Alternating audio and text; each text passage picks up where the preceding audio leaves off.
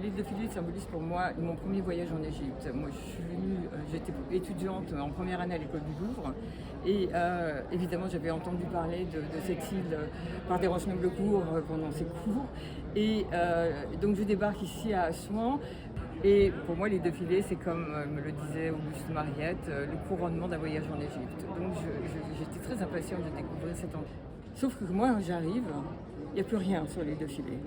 Il y a que des travaux, des grues, des camions, mais plus un seul monument. Et c'est là qu'en fait je comprends qu'on est en plein dans la campagne de Nubie, c'est-à-dire le sauvetage des monuments, et que l'île de Philée va être déménagée sur une autre île pour la préserver. Pourquoi ces travaux ?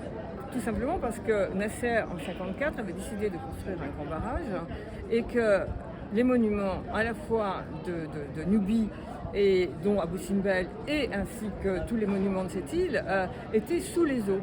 Et donc il a fallu les sortir des eaux, pour l'île de Philée en particulier, et les déplacer sur un autre endroit. Et donc, quand je suis revenue quelques années plus tard, j'ai fait beaucoup de voyages en Égypte, et à chaque fois, donc, j'ai vu cette île qui redevenait l'île originelle, sans être l'île originelle.